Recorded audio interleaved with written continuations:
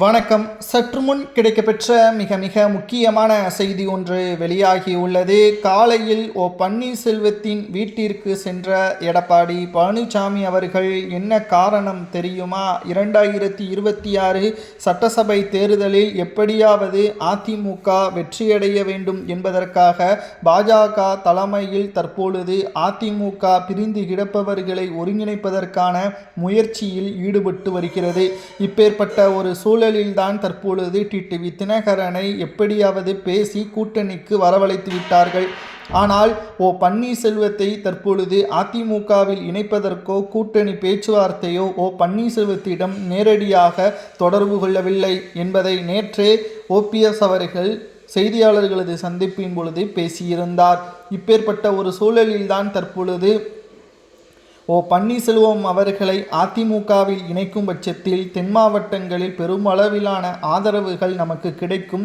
இதனால் ஓட்டு வங்கி அதிகரிக்கும். திமுகவை வீழ்த்துவதற்கு பழைய பிரச்சனைகளை மறந்து முதலில் வெற்றியடைவோம் என்று அமித்ஷா அவர்கள் எடப்பாடி பழனிசாமி அவர்களிடம் தெரிவித்திருப்பதாக தகவல்களும் தற்பொழுது கிடைக்கப்பெற்றுள்ளது.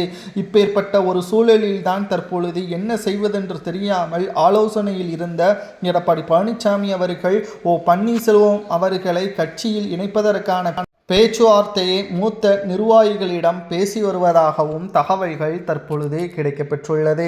2026 சட்டசபை தேர்தலை பொறுத்தளவிற்கு நிச்சயம் அதிமுக தலைமையிலான கூட்டணிதான் வெற்றியடைய வேண்டும் என்பதுதான் தற்பொழுது எடப்பாடி பழனிசாமி அவர்களுக்கும் ஆசை.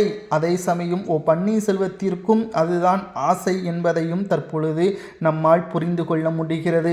2026 சட்டசபை தேர்தல் நிச்சயம் அரசியல் களத்தில் ஒரு திருப்பு முனையாக அமையும் என்பதில் துளி அளவு கூட சந்தேகமே கிடையாது.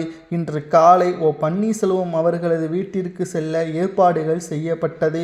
ஆனால் தொலைபேசியில் தொடர்பு கொண்டு பேசியிருப்பதாகவும் தகவல்கள் கிடைக்கப்பெற்றுள்ளது.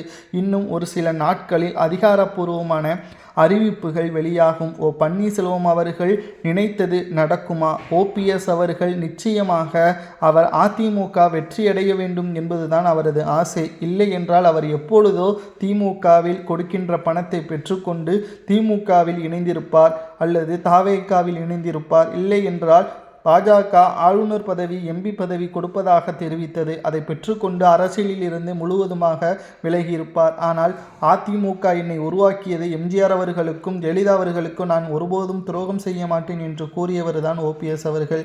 இன்று காலை எடப்பாடி பழனிசாமி அவர்கள் ஓபிஎஸ் வீட்டிற்கு செல்வதாக தகவல்கள் வெளியாகியுள்ளது.